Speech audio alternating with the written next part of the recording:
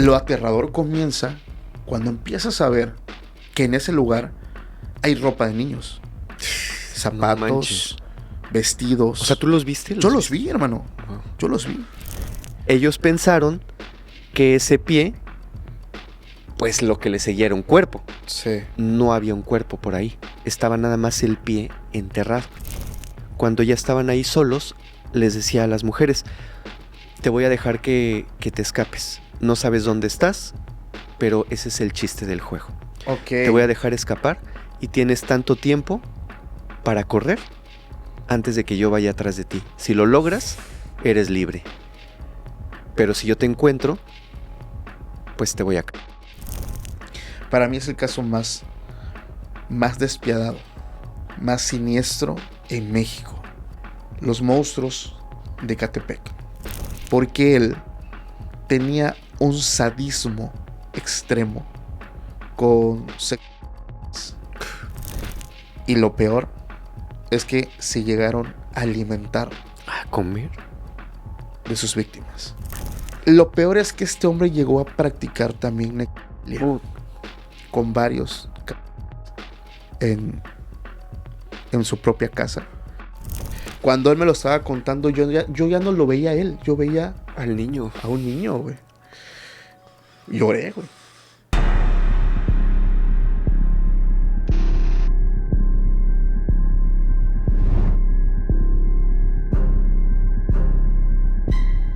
Hola, ¿cómo están? Bienvenidos a un capítulo más de Criminalmente. Hoy estoy muy contento porque tenemos un invitado muy especial, una persona con quien yo quería grabar desde que empezó este proyecto, y hoy se dio la oportunidad. Hoy está con nosotros Paco Arias. Amigo, ¿cómo estás? ¿Qué tal, Fermex? Gracias por la invitación, hermano. No, al contrario. Gracias al equipo. Contento de estar aquí para platicar un poco acerca de tanta hermano. Sí, hoy nos vamos a alejar un poquito de los temas que tú también dominas, que son los paranormales. Sí.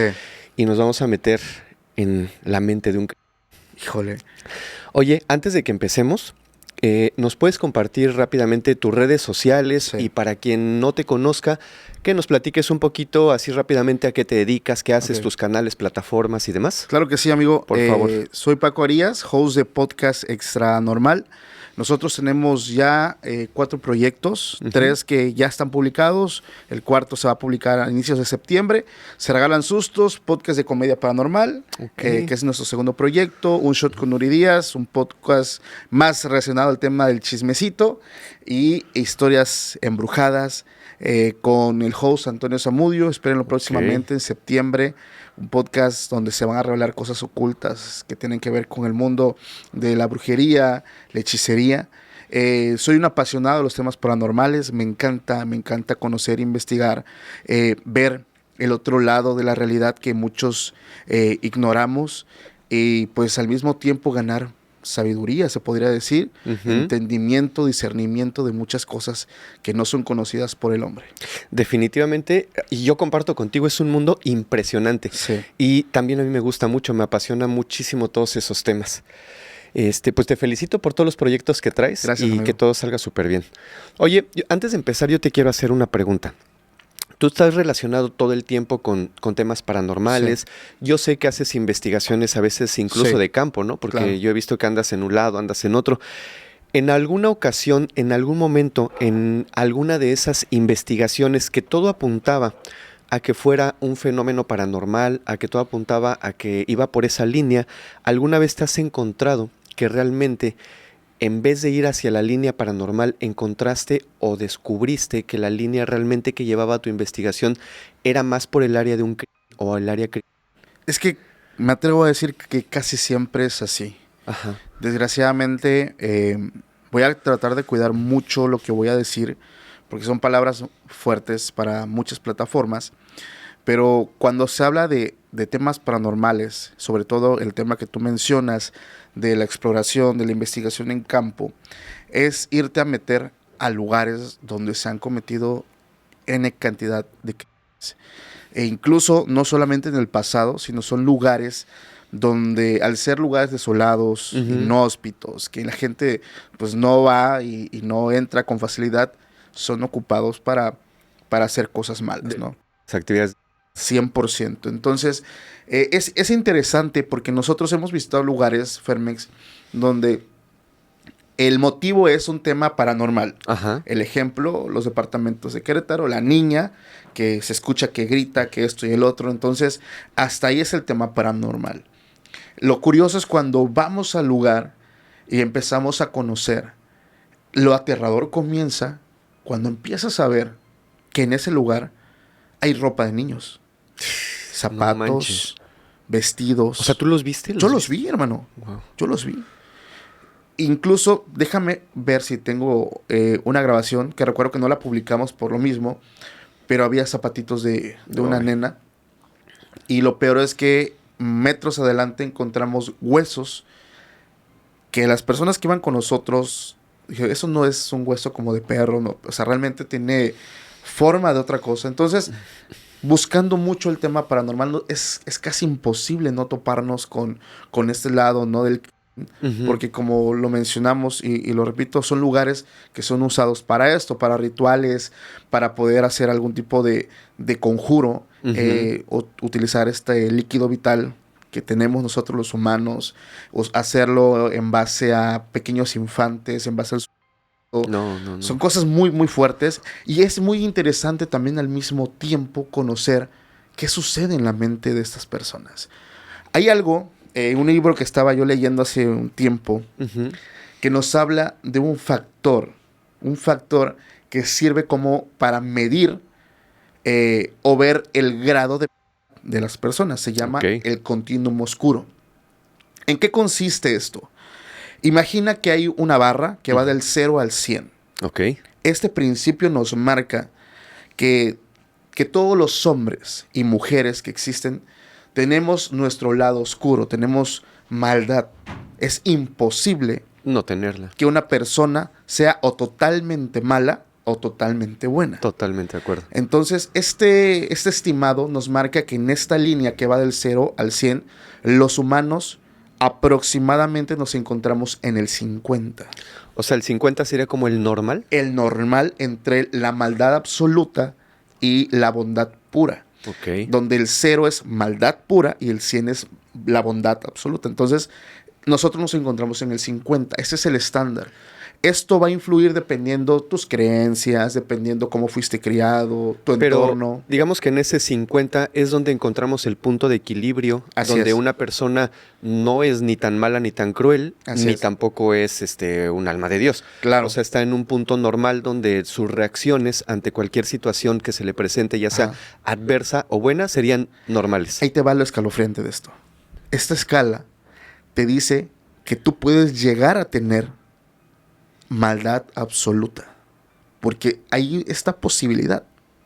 Pero que en base a tus creencias, en base a tu entorno y en base a muchas cosas, tu racionalidad te lleva a actuar en ese 50. Pero que si eres o si somos capaces de hacer cosas atroces todos los humanos.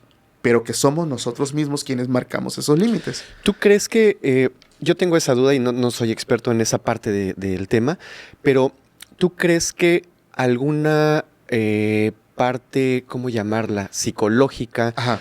o incluso alguna reacción química dentro de nuestro cerebro haga que una persona sea más mala o más buena Sí. que la otra? Sí, totalmente. Te voy a poner un ejemplo.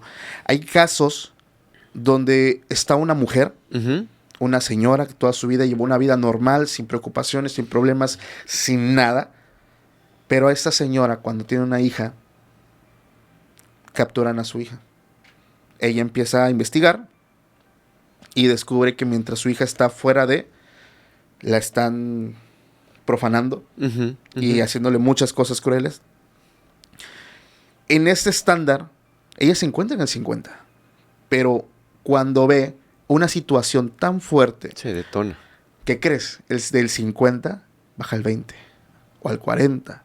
Y es cuando ya esa cordura se empieza a perder y empieza a aflorar maldad. Porque ella llegó a tener en un cuarto a la persona que acabó con su hija. Yo tengo una duda. Ajá. Desde mi punto de vista y con eso que tú me platicas, Sí.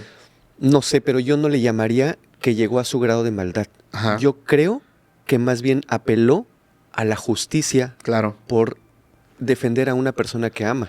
Es que realmente es algo relativo.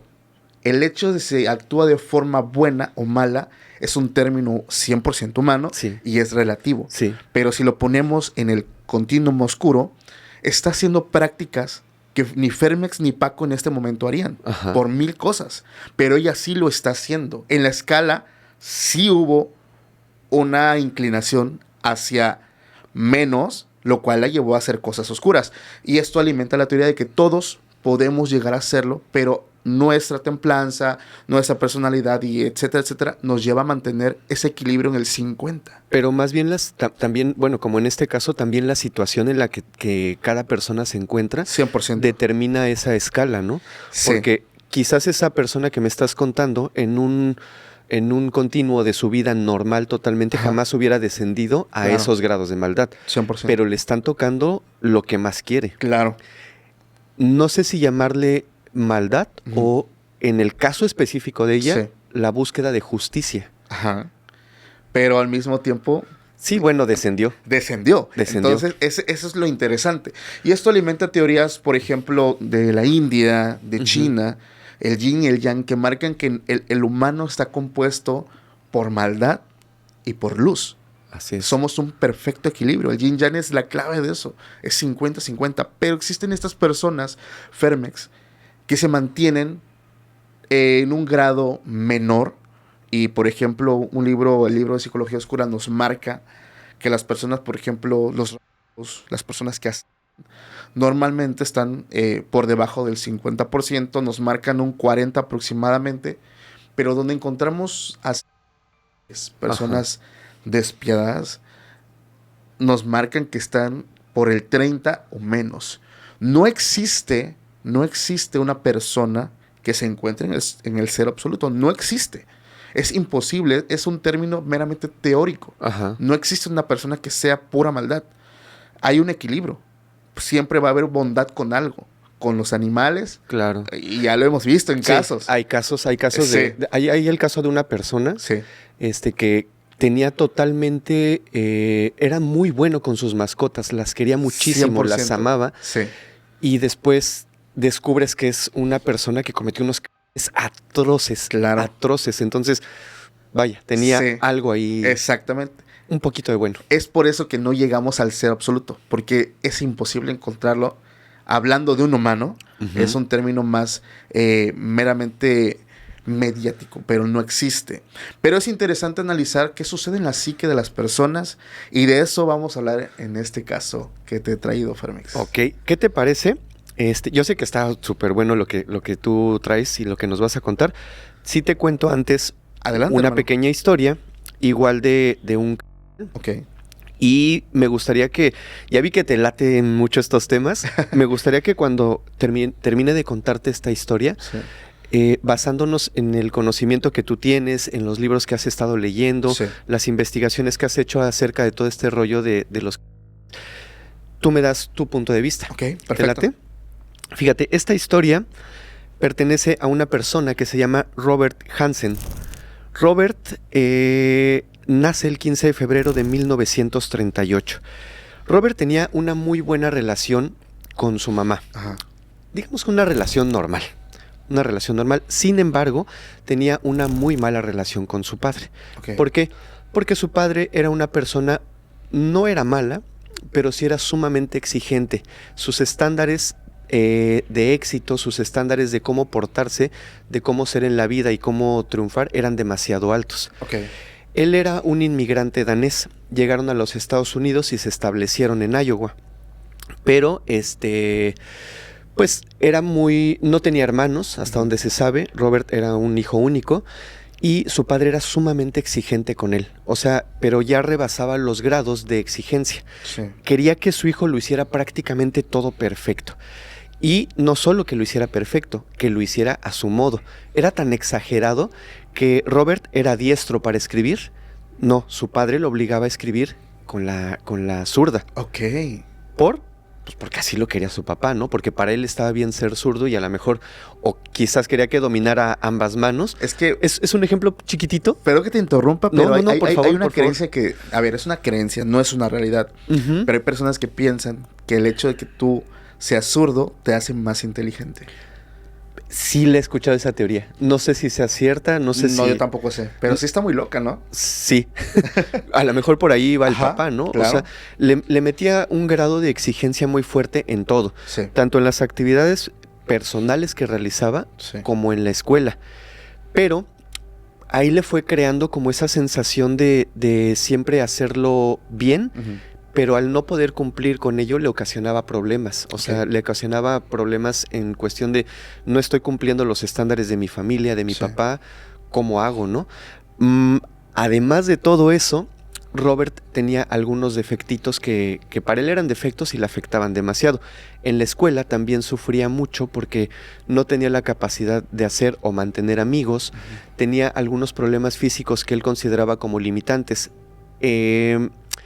Como todo adolescente, pues sufría de acné, Ok. era pequeñito, era sumamente delgado y desgraciadamente al tener estas características en la escuela era apoyado por sus compañeros. O sea, de manera verbal, de manera física me refiero a golpes, Sí. a decirle cosas que lo hicieran sentir mal. Entonces todo esto con el paso del tiempo le fue bajando la autoestima. Ok. Trataba de acercarse a las chicas y él dice que esa pues Inseguridad, ¿no? esa inseguridad que le provocaba su aspecto físico de ser pequeñito, de ser flaquito, tener acné, además de todo eso, tenía problemas de lenguaje, Ok.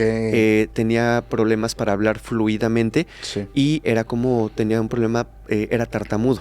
Ujú. Entonces tenía muchos problemas que traía encima. Aparte de todo eso, échale que su papá le exigía ser el mejor. O sea, empezó su mente a saturarse con ese tipo de cosas. Algo que lo marcó mucho también, como te decía, era el problema de que no podía acercarse a las chicas. Ujú. Cuando se llegaba a acercar a ellas, se burlaban de él, de la manera en la que hablaba o simplemente de su aspecto físico. Él se empieza a alejar un poquito de todo esto. Pues no tiene amigos, no tiene suerte con las chicas, empieza a buscar un mundo donde él pudiera tener el control. Su padre, desde siempre, se dedicó y era amante de la caza, Ok.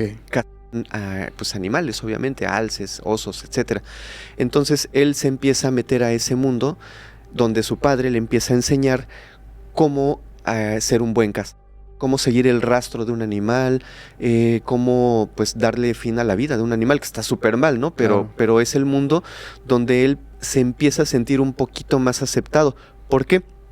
Porque es el único lugar donde él puede mantener el control, Ok. donde él es quien decide hasta dónde va a llegar ese animal. Ok. Él lo puede tener en la mira y él decide si ese animal vive o no.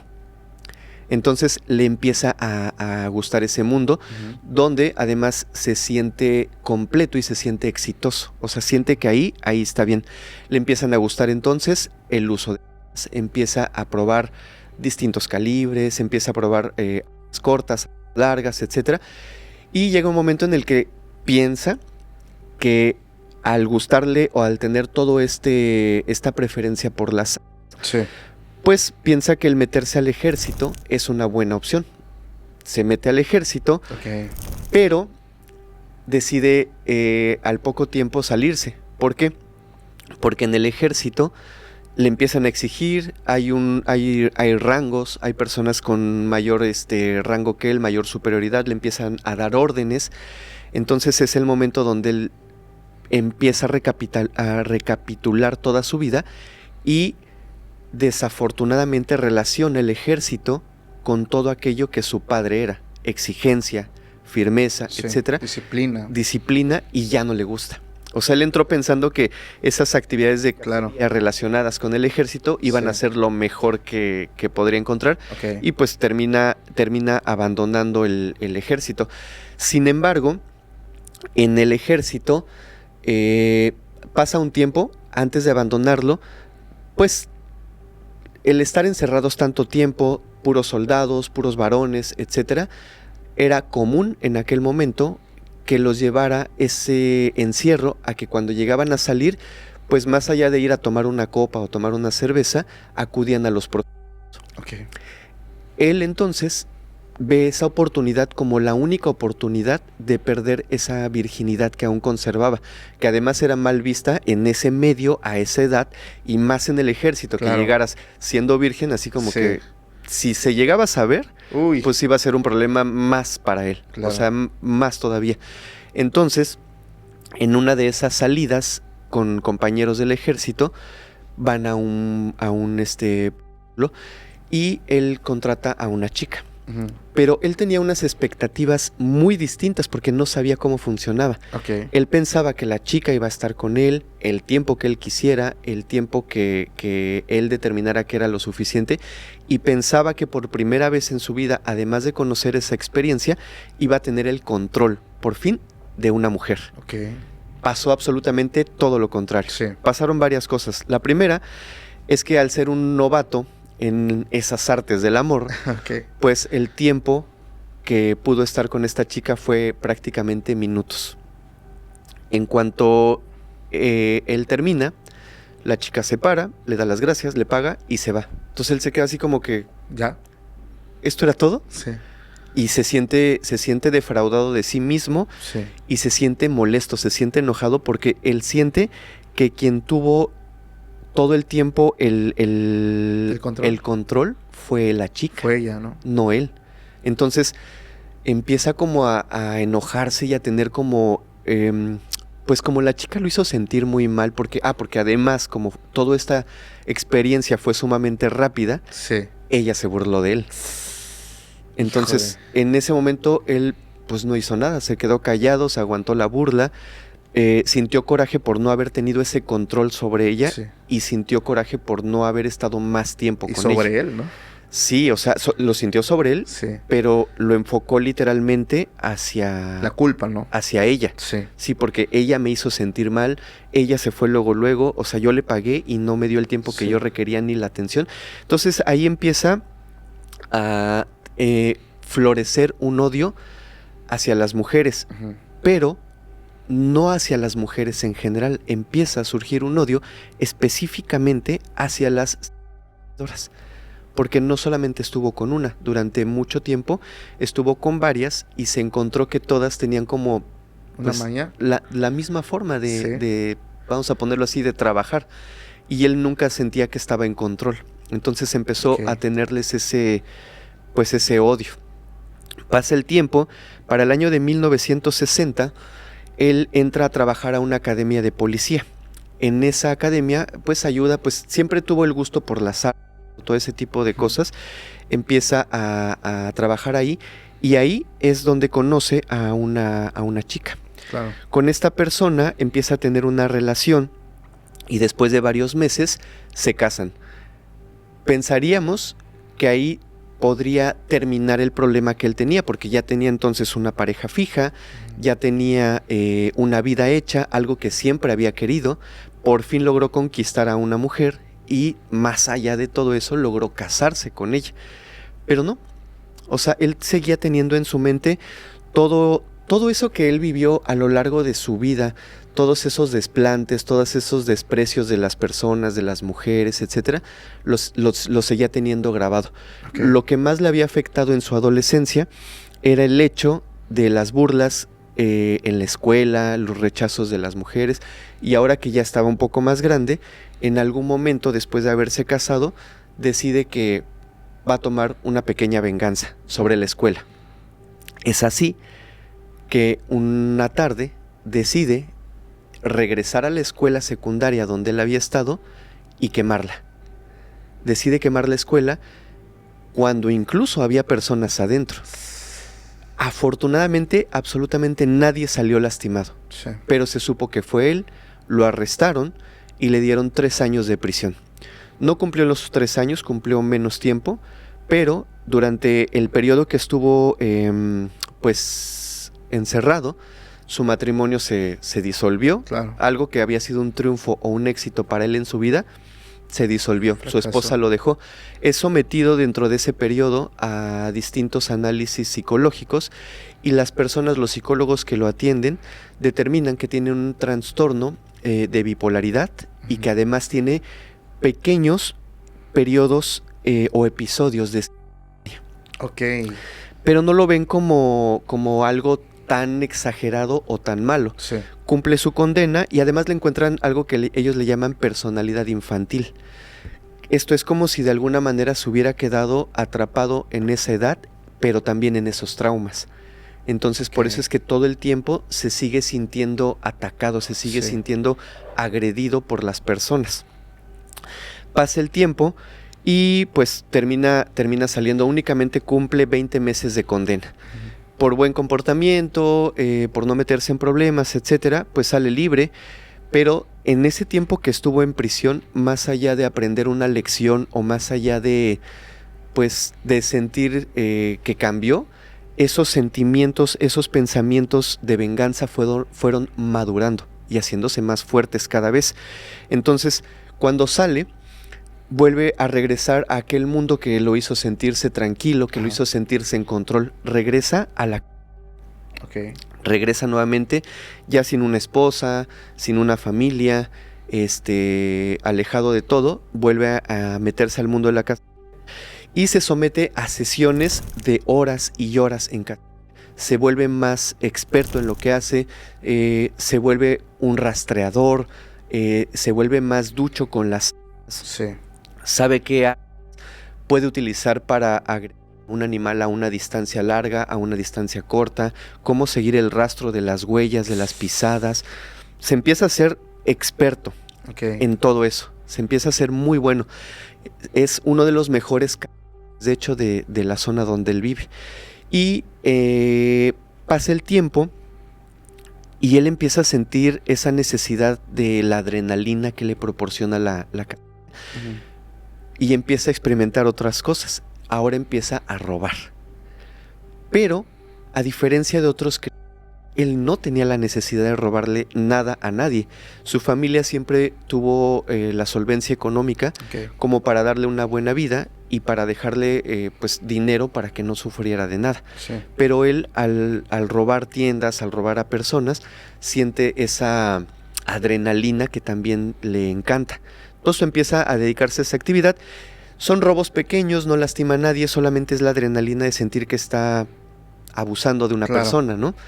Eso lo lleva a estar varias veces en prisión por menores, por robo a mano armada, por asaltar una tienda, etcétera. Sí. Entonces está en un entrar y salir de prisión y ahí empieza a florecer más o empieza a madurar más toda esa maldad que él tenía.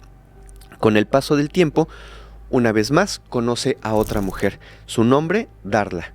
Con Darla tiene 2 hijos y ahora sí, forma una familia hasta cierto punto normal. Él trata de olvidarse de alguna manera de todo ese pasado en la escuela, en la secundaria, que fue a quemar la escuela y que pues en su comunidad se sabía y que salió libre, pero pues no lo libraba del estigma de ser una persona pues no muy equilibrada mentalmente. Sí. Entonces, cuando se casa con Darla y tienen sus 2 hijos, en un intento de olvidar todo eso, deciden que lo mejor es que abandonen Estados Unidos y se vayan a vivir a otro lado. Sí. Es así que deciden irse a vivir a Alaska. Ya en Alaska se dedica al negocio familiar. Su familia siempre estuvo, su padre principalmente, tenía negocios de panaderías. Es por eso que se le conoce como el panadero, o tiene varios motes. Tiene varios motes, pero pues Robert decide ir allá, abre un negocio familiar de panadería y le empieza a ir súper bien, porque no solo abre uno, sino abre varios negocios. En esa época que ellos se van a Alaska, había como una tendencia muy fuerte en el lugar donde ellos viven. Había muchas sectas. ¿Por qué? Porque había muchos jóvenes que se dedicaban a la milicia, había muchas personas que se dedicaban a la construcción, que viajaban de otros países en ese momento a Alaska para trabajar. Y al verse tantos hombres solos y alejados de sus lugares de origen, pues se empieza a dar como mucho ese negocio. Ajá. Incluso hay mujeres que viajaban de otros países o de otros estados, de Estados Unidos, etcétera, hacia Alaska. Creció la demanda.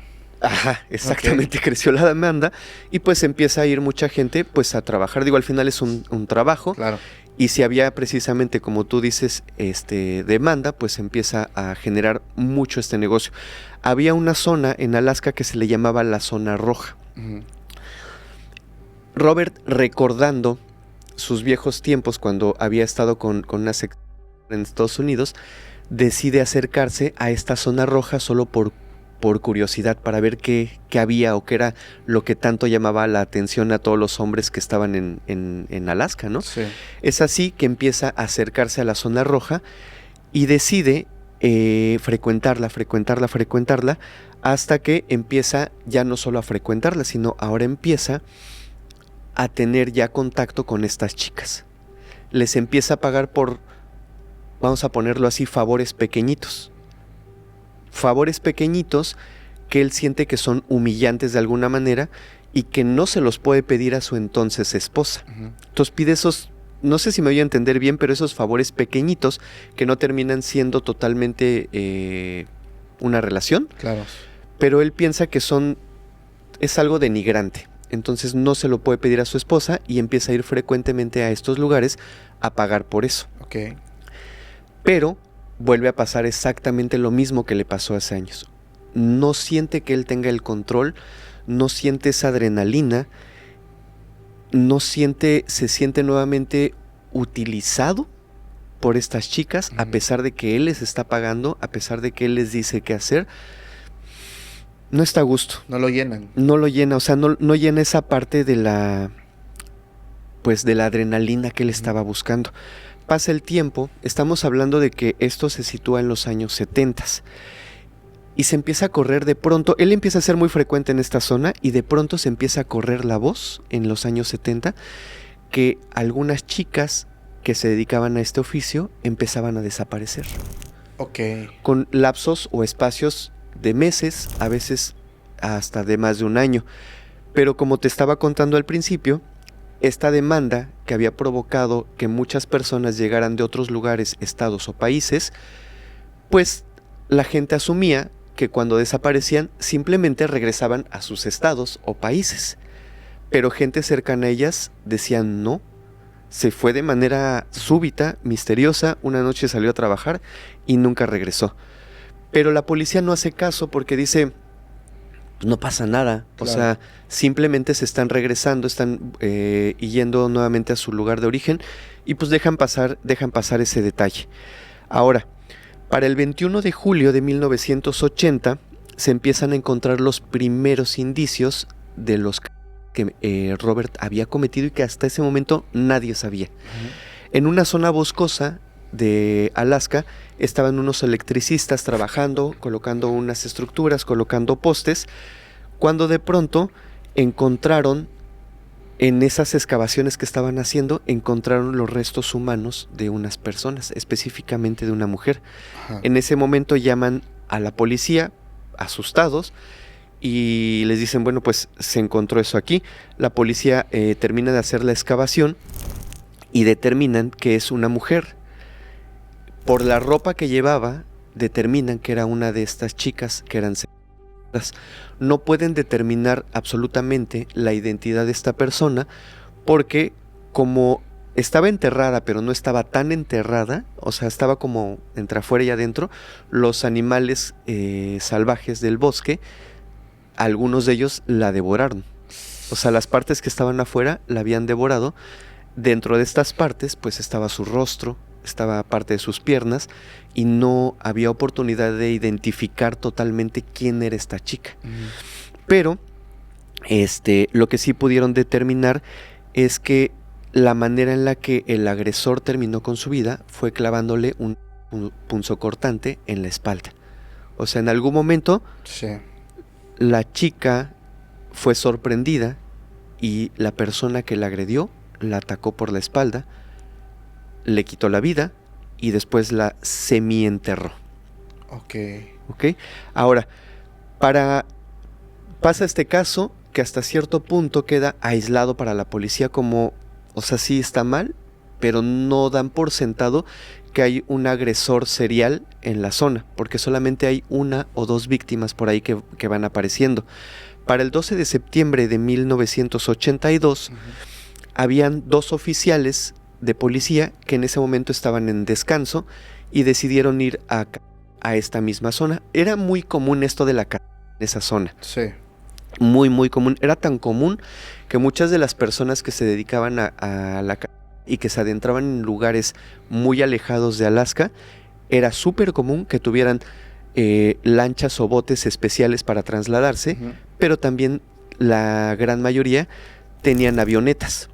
Era común que tuvieras tu avioneta en tu puerto, sí, para que en cualquier momento fueras a estas zonas y pudieras aterrizar en un lago o cosas así, ¿sabes? Okay. Entonces era común.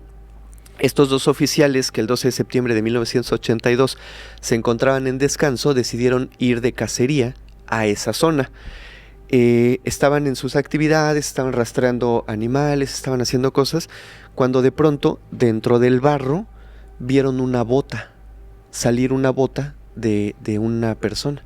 Se acercaron, pues como buenos policías empezaron a indagar qué estaba pasando y se dieron cuenta que la bota estaba pegada a un pie. Ok.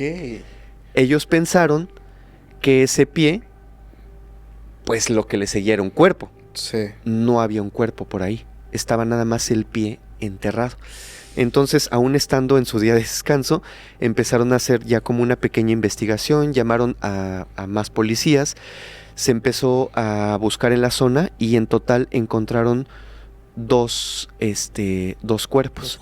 Empiezan a hacer la investigación de estos 2 cuerpos y coinciden en que había un cuerpo entero que había sido agredido con un que portaba balas de calibre .223.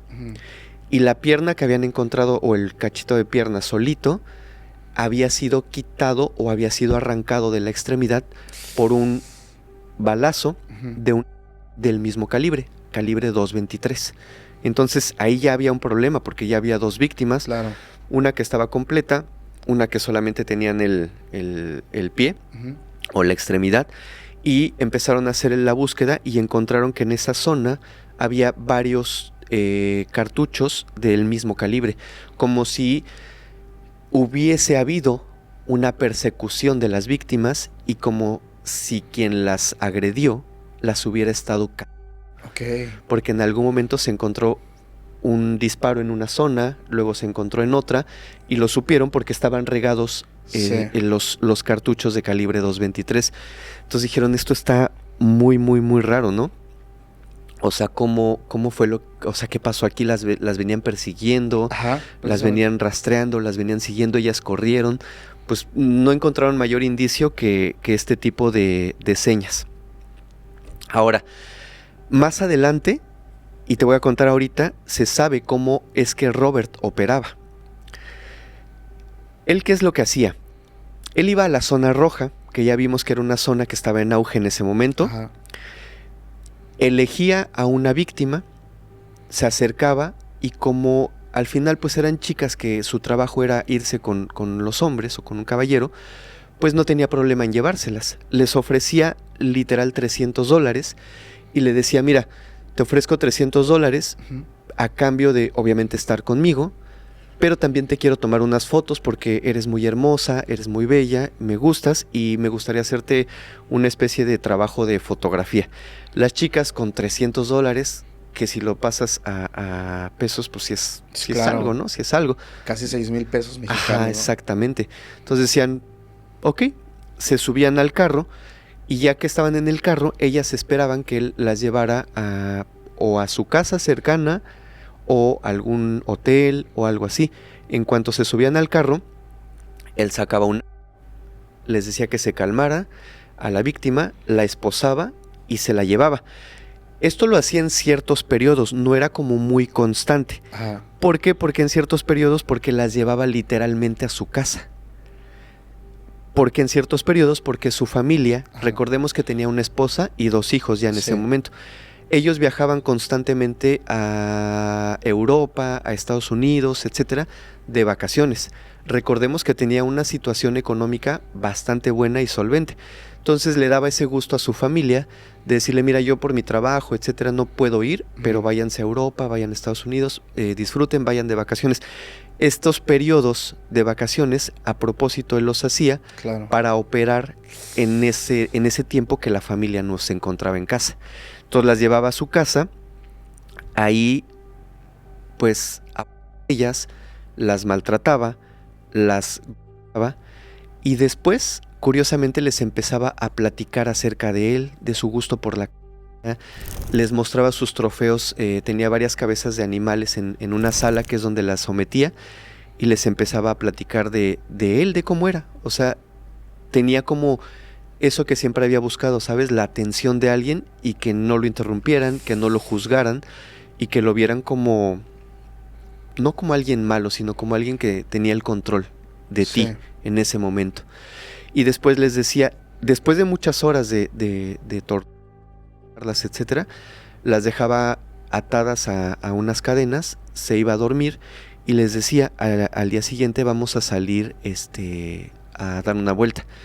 Al día siguiente lo que él hacía era encadenadas, se las llevaba, viajaban en su automóvil hacia un lugar que él ya tenía la avioneta lista, las subía a la avioneta y se las llevaba a una zona lejana en el bosque.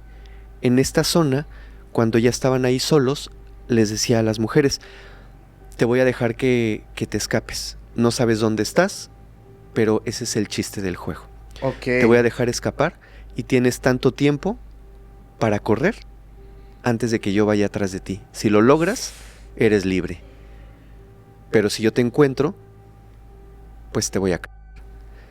Es así como operaba. Eso le hacía absolutamente a todas. La emoción que él sentía era dejar libre a estas personas, a estas mujeres, les daba cierto tiempo de ventaja y después empezaba su juego. ¿Era su juego? Era su juego. Empezaba a buscarlas, empezaba a cazarlas, empezaba a seguir el rastro de las pisadas, el aroma, si movían ramas. O sea, era un cazador nato. Desgraciadamente, casi a todas las cazaba, les arrancaba la vida, y es por eso que encontraban los cuerpos en toda esta zona. Estaban regados, ¿no? Prácticamente no podía, ninguna escapaba. O sea, pues era tan bueno, por decirlo así, en lo que hacía, que era muy difícil que escaparan, excepto por una de ellas. Hubo una que sí logró escapar, pero como lo hizo. Esta es una de sus últimas víctimas, porque este patrón, este tipo de actividad lo repitió por muchos años. O sea, yo te conté de 2 o de 3, pero realmente esto lo hizo durante mucho tiempo. Al final de la historia se sabe que al menos le arrebató la vida a más de 25 mujeres. En el mismo modus operandi todas, porque eso era lo que le gustaba. Esta última víctima que te platico, una de sus últimas, se da a conocer a la luz pública que el 13 de junio de 1993, un hombre en una camioneta circulaba por estas carreteras de estos alejados bosques. Va circulando cuando de pronto de la carretera sale corriendo una mujer de entre los matorrales. Él se sorprende, se frena, no sabe qué está pasando. La descripción que este hombre da de la mujer es que venía sumamente alterada, venía semidesnuda, con las ropas como si se las hubieran desgarrado, traía un fuerte golpe en la cabeza, en las manos y en las rodillas. Ahorita vamos a ver por qué traía esos golpes, pero además de traer su ropa desgarrada, traía en las manos esposas. O sea, venía esposada. Y literalmente venía espantada. En cuanto él la ve, se frena, le dice, ¿qué tienes? Trata de ayudarla. La chica no le explica nada, se abre la puerta de la camioneta, se sube y se hace bolita y se esconde. Entonces esta persona dice, no sé de qué venía huyendo o de quién venía huyendo, pero literal yo no me quería encontrar con eso. Entonces permití que ella se subiera, aceleré a fondo y nos fuimos. En el camino, él le dice que qué le pasa y ella le dice, te voy a llevar a la policía, ¿no? Para que te ayuden. Y ella le dice, no, a mí llévame al hotel donde yo estoy hospedada, necesito tranquilizarme, necesito mi ropa y ahorita vemos qué hacemos. ¿Me puedes hacer ese favor? Sí, la lleva al hotel donde estaba hospedada, llega, se cambia, en lo que ella está pues arreglándose, él le habla a la policía, llega la policía y le empiezan a decir a la chica que qué fue lo que pasó, ¿no? O sea, qué fue lo que le había pasado. Ella inmediatamente les empieza a contar todo y les da su versión. Ella dice que es una señora, esa es su profesión. La noche anterior estaba en la calle esperando un cliente cuando de pronto un carro se acercó a ella. Ella se acerca al carro, se asoma por la ventanilla y lo que ve es un hombre pequeñito, inofensivo, tímido hasta cierto punto, no ve riesgo en él. Él le ofrece los $300, por lo mismo que les decía a todas. Ella, al no ver ningún riesgo, decir, pues se ve buena persona, sí, tiene la necesidad, pero pues bueno, vámonos. Se sube al carro con él la lleva a su casa, ahí la somete, le pega a ella y lo mismo que hizo con las demás chicas. Le dice, prepárate porque al día siguiente nos vamos a ir a divertir a otro lado. La dejó encadenada toda la noche. A través de ella es que se supo que él repetía este modus operandi. Al día siguiente, a las 4 de la mañana, él la despierta, la sube al carro, golpeada, atada, con la ropa desgarrada y con las manos con las esposas, y la lleva a este lugar donde tenía predispuesta ya la avioneta. Ella sabía que como la noche anterior él le había contado muchas cosas como a las otras chicas, le había dicho a qué se dedicaba, le dejó ver dónde estaba su casa, le dejó ver su rostro, le dejó ver sus actividades. Ella sabía perfectamente que no la iba a dejar con vida. Claro. Porque dijo, esta persona ya me mostró todo, o sea, me mostró, pude ver las placas de su carro, sé dónde está su avioneta, sé dónde está su casa, casi sé su nombre, sí, no me va a dejar libre. Entonces ella empieza a pensar, dice, debe haber una oportunidad, el menor descuido que él tenga, yo tengo que salir corriendo de aquí. Llegan a donde está la avioneta, la sube a través de una escalerita, le quita la escalera, le cierra la puerta, pero no le pone la llave. Y él entonces da la espalda y se dedica a subir armas y alimento a la camioneta, pues para ir a lo que iban a hacer, ¿no? Pues la iba a soltar y la iba a cazar. Claro.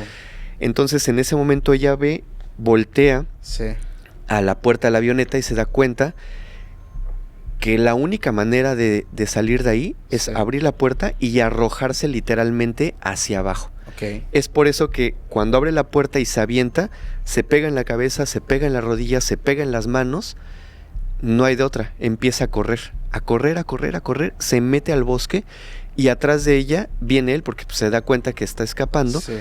Es cuando ella de alguna manera, con muchísima suerte, empieza a perderle la pista, sale hacia la carretera y es cuando encuentra a este hombre de la camioneta que la ayuda. Al parecer ya estaba casi resuelto el quién era quién era el responsable de todas estas mujeres que se habían encontrado, porque ya había muchos indicios en la zona.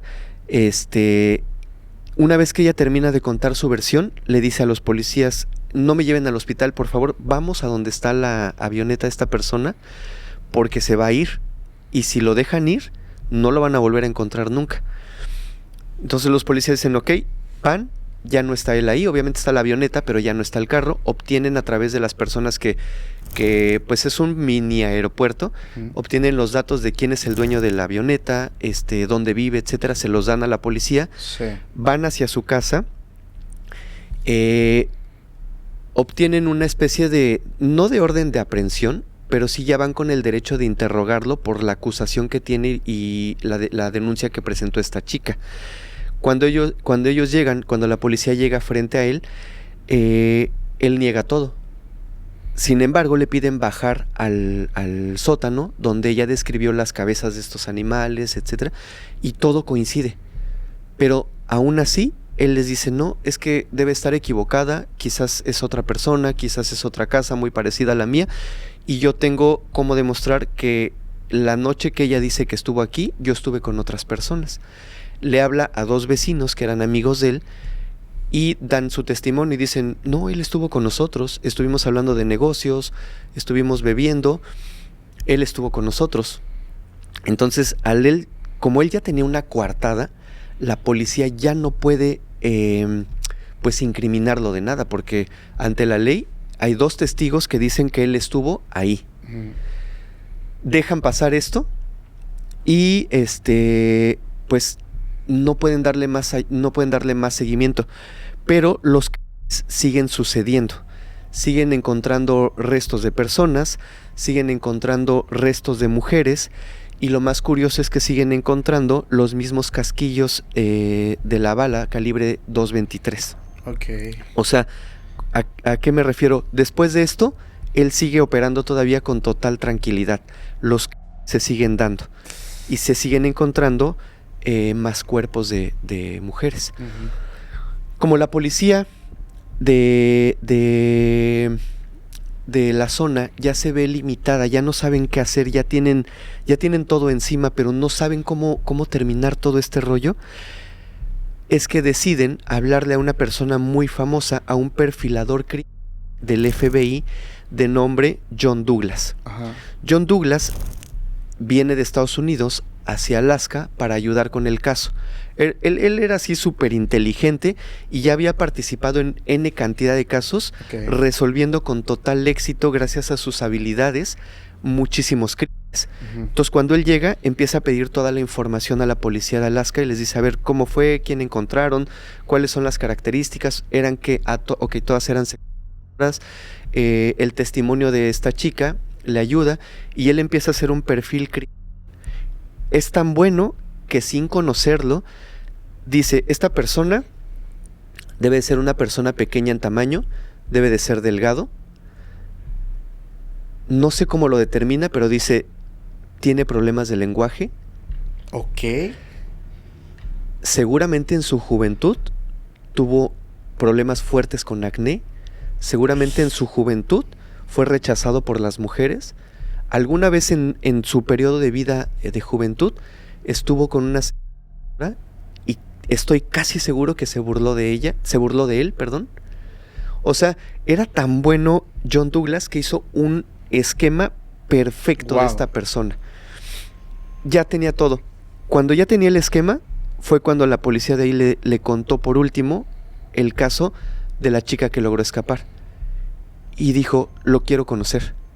Pero antes de conocerlo, ¿cuál es su coartada? ¿Por qué no lo agarraron? Ah, pues porque 2 vecinos dijeron que estuvo con ellos. ¿Ok? Ya le hicieron saber a los vecinos que en caso de que esta persona resultara en un futuro culpable de los crímenes que ha cometido, ellos serían prácticamente cómplices. Claro, 100%. Y la policía, no, pues no les dijimos. ¿Ok? Él va directamente con estas personas y le dice, ¿estuvo con ustedes esa noche? Sí, estuvo aquí con nosotros, hablamos de negocios, estuvimos platicando, etc. Sí saben que esta persona es sospechoso de al menos 3 o 4 crímenes, ¿no? Sí saben que si ustedes siguen sosteniendo esto, que es una mentira literalmente, si nosotros le comprobamos a él la culpabilidad en esos crímenes, saben que ustedes irían a prisión con él por ser cómplices y encubrir un crimen. En ese momento, pues, las 2 personas que no tenían absolutamente nada que ver, solo le hicieron un favor, entran en pánico y dicen, no, pues, la verdad es que no estuvo con nosotros. Uf. Cuando se le cae todo el teatro a este tipo, John Douglas, en compañía de la policía, con una orden de cateo, entran a su casa y hacen, ahora sí, un cateo bien hecho, formal, lo apresan y él decide confesar algunos crímenes para hacerlo menos pues llamativo el caso. Claro. Confiesa algunos crímenes, pero en ese cateo encontraron un mapa que él tenía como buen cazador, un mapa que estaba marcado con más de 25 posiciones, más de 25 crucecitas. Ok. Cada crucecita de esas correspondía a una de las personas que les había quitado la vida. Una víctima. De las 3 personas que ellos encontraron, coincidían el lugar donde las encontraron con las cruces en el mapa. Es entonces que con ese mapa empiezan a investigar y a encontrar los restos de más de 25 personas. Ok. Él hace un trato al final y este caso no fue tan mediático ni tan conocido en su momento en Alaska, porque el trato fue el siguiente. Yo les puedo decir absolutamente todo lo que ustedes quieran sobre esto, les doy toda la información de las personas a las cuales les quité la vida, pero les pido por favor que no lo hagan mediático. ¿Por qué? Porque mi familia no tuvo nada que ver. Les doy toda la confesión, pueden hacer lo que quieran conmigo, pero no lo hagan tan grande solo porque no quiero que mi familia sufra lo que yo hice. Y ellos aceptan, por eso es que el caso no es tan conocido. O sea, al día de hoy sí ya es mucho, pero en su momento no lo fue. Ok. Y pues él al final, después de mucho tiempo, es sentenciado. Se lleva a cabo este acuerdo que él hizo con la policía, con John Douglas precisamente, y es sentenciado a 461 años de prisión, después de haber ya confesado todo. 461 años obviamente no los aguantó, no fueron suficientes, y solamente pasó en prisión 31 años. En el año 2014, Robert, a sus 75 años de edad, murió de prisión por una enfermedad desconocida que por algún motivo nunca quisieron dar a conocer, o sea, realmente qué fue lo que le pasó. Y pues ahí acaba la historia de Robert, que en la cárcel y que solo soportó pues ahí 30 años, no los 461 que le habían echado, pero pues ya murió grande. El caso no se hizo mediático, su esposa no hay nombres ni siquiera en ese momento, el nombre completo. Si viste, nada más te di el puro nombre. Sí. Nunca se hizo público el nombre de sus hijos, el nombre de su esposa. Okay. O sea, se cumplió el trato y pues no se dio a conocer más allá de todo eso. Qué fuerte, Fermes, porque se cumplen una serie de puntos importantes en las personas. Es curioso cómo encontramos estos casos. Y recuerdo el caso de Jeffrey Dahmer y N cantidad de casos de personas que entran a ser militares, entran a ser parte pues de este movimiento, ¿no? En busca de, principalmente, de ser mejores personas. O sea, pareciera que ellos buscan ir a otro mundo o buscan de cierta forma alejarse de eso y enfrescarse en una disciplina, pero terminan saliendo de ahí. Ajá. Y es cuando ellos aceptan quiénes son y empiezan a florecer pues esta parte maligna. Pero está la parte, fíjate, ahora que sé lo del continuum oscuro, siempre veo y busco en cada criminal esto. Esa parte de que si era todo lo que tú quieras, pero mi familia es mi familia. O sea, está su parte de bondad. Obviamente es casi nula, pero está este comportamiento muy extraño. Los casos, o el caso que yo les quiero platicar. Ok. Híjole, le voy a poner un título bastante pesado. Para mí es el caso más despiadado, más siniestro en México. Okay. Es un tema bastante fuerte. Voy a tratar de medir mucho algunas palabras porque sí son muy fuertes. Los monstruos de Ecatepec. Ese caso, recuerdo cuando salía en las noticias, recuerdo también haber visto portadas de periódicos. Fue una locura tremenda. Sí, yo no lo conozco bien, pero sí recuerdo la magnitud de la cobertura que le dieron en todos lados. Fue una cosa bestial, amigo. De verdad, esto me ha llevado, antes de entrar de lleno, me ha llevado a cuestionar. Hay muchas cosas, híjole, voy a raspar muebles, amigo. Pero todo inicia siempre de una mala crianza. Familia disfuncional, padres con traumas, padres que no merecían ser padres. Sí. Desgraciadamente, la internet y muchas cosas romantizan el hecho de que el amor es el amor y no es cierto. Hay personas que no merecen ser padres. Definitivamente. No merecen ser padres. Y quien piense contrario a mí, por favor escuche esto que no es una historia. Esto es algo real y está documentado y hay tanta información en internet y es la prueba cruel, cruda, de que no todos estamos listos para ser padres. Es una pareja, obviamente, esposos, pero su caso llegó a todo el mundo. Te voy a platicar un poquito acerca de él, de Juan Carlos. Ok. Juan Carlos Hernández. La persona con la que, me atrevo a decir, se inclinó más lo siniestro.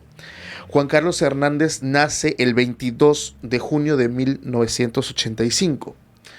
Pero Carlos llega, desgraciadamente, a una familia donde pasó cosas muy crueles. Principalmente porque su madre tenía algún tipo de trastorno mental. Y su madre lo vestía de niña. Su madre siempre quiso una hija. Y pues Juan Carlos no era lo que ella esperaba. Y lo trataba como niña, lo vestía como niña, desde muy pequeño. Adicional a eso, él tuvo que soportar muchas veces el hecho de estar muy cerca cuando su madre tenía encuentros carnales con diferentes parejas, encuentros y estando casi en el mismo lugar donde solamente lo dividía una cortina, escuchaba todo, algo muy fuerte. Hablamos de un descoyuntamiento sexual a muy temprana edad. Lo peor no fue eso, amigo. Lo peor es que su propia madre, no sé si estando bajo sustancias que alteraban su cordura, también su propia madre llegó a abusar de él. Puta. Y súmale que tenía una persona, mujer que lo cuidaba, y también. O sea, ¿la persona que lo cuidaba también? También. No. Realmente es algo muy, muy cruel porque es lo peor que pudo haber sufrido un pequeñito. O sea, un ángel, alguien tan puro que llega y conoce la verdadera maldad del ser humano. Aquí ya no hablamos de casos paranormales, demonios, no.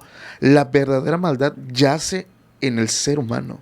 Y este pequeño que no tenía culpa de nada, llegó a sufrir cosas tan crueles, tan viles. Conoció y perdió su inocencia a muy temprana edad.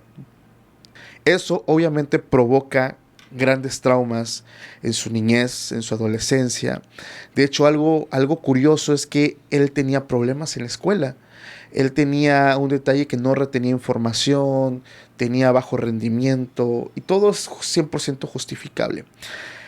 Él a los meses sufre un accidente, lo cual le provoca un traumatismo craneoencefálico. Ok. No obviamente, pero pasó algo bien curioso. Después de este accidente, este golpe, él empezó a tener un cambio y empezó a ser un estudiante bastante ejemplar. Sus notas subieron. Pasó algo es muy raro, porque fue como si algo hubiera cambiado en él y empezó a ser una persona bastante activa, buenas calificaciones, bastante atento. O sea, realmente hubo una mejoría bastante peculiar. Y eso a lo mejor dirán, bueno, hizo que las cosas cambiaran, que no sé, que su vida cambiara. La realidad es que él tenía pues estas cadenas que iba cargando, estas cruces, y eso le impedían que ya en sus años de adultez él tuviera problemas. Él no rendía en ningún trabajo, trabajó de vendedor, por aquí está la anotación, fue mozo, fue de vendedor, llegó a clasificar basura, trabajó de muchas cosas, pero él nunca permaneció tanto tiempo en esos trabajos. Tenía muchos problemas para relacionarse, tenía problemas para poder permanecer en un lugar, y esto, pues quieras o no, lo fue orillando a buscar para qué era bueno. Uh-huh. Y volvemos a este punto en común que tú también comentaste en la historia. Él entró al ejército, donde estuvo 3 años. Igual que él. Caso. Él estuvo sirviendo en el 2º Batallón de Guardias Presidenciales y él tenía, o fue conocido como el Terror Verde. Él estando ahí, se ganó ese título, pero es un título muy perturbador. Esto supuestamente pasa porque él tenía un sadismo extremo con sexo.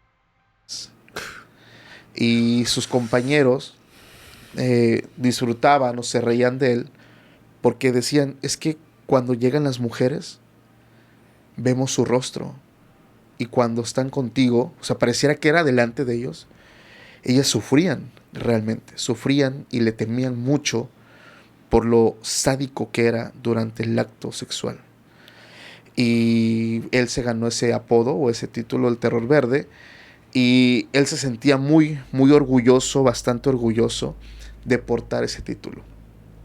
Hasta ahí, eso es con Juan Carlos. Vamos a ponerlo tantito pausa y te voy a hablar ahora de Patricia Martínez. Ok. ¿Quién sería su pareja? Patricia era 5 años mayor que Juan Carlos y al igual que Juan Carlos, pues creció en una familia disfuncional, una familia muy, muy pobre. Ella desde muy pequeña fue abusada, fue maltratada. Uno de sus primos abusó de ella, la profanó. Ella crece también con muchísimos traumas. Al estar en un círculo donde había mucha escasez, mucha falta de recursos, ella conforme fue creciendo, pues opta, ¿no?, dedicarse a esta, pues digamos, este trabajo, el más antiguo, ¿no? Uh-huh. Ser también. Y es como ella va llevando su vida. Algo interesante, y quiero recalcarlo, de Patricia, es que cuando termina todo el caso, a ella se le hacen exámenes psicológicos donde determinaron que ella tenía una incapacidad intelectual limítrofe, que estaba casi al borde de la discapacidad. Entonces ella tenía problemas. O sea, era como si no estuviera siempre Sí.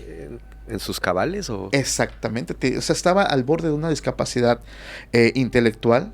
Okay. Casi. Había algo que no la llevaba a ese punto, pero sí tenía muchísimas cosas. Entonces ella empezó a trabajar, pues digamos, en un restaurante, un bar, y ahí es donde conoce a Juan Carlos. Ellos se conocieron en el 2008. En este lugar, pues ella trabajaba como mesera y Juan Carlos en esa época le gustaba mucho llegar al lugar y llamar la atención. Le gustaba llegar y aparentar que tenía dinero. Llegaba con sus amigos, invitaba a las copas. Le gustaba mucho llamar la atención. Le gustaba ser el centro de atención. Y esto llamó la atención de Patricia. La enamoró su forma de ser y se le hizo interesante.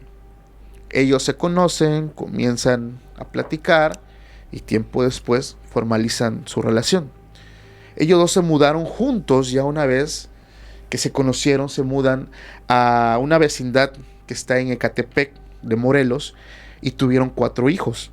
Eso es en Ciudad de México. En México. Por el norte, ¿no? Algo así. Exactamente. Y tuvieron que empezar a buscar diferentes formas para mantener a su familia, ya que, pues, la verdad, eran 4 pequeños y él no tenía la vida que aparentaba. Entonces empezaron a hacer muchas cosas, a vender ropa, perfumes, ponían como negocitos en la calle, o sea, como que le buscaban, le rascaban, como quien dice. Uh-huh. Tenían 4 niños y pues eso los obligaba a buscar la papa, ¿no?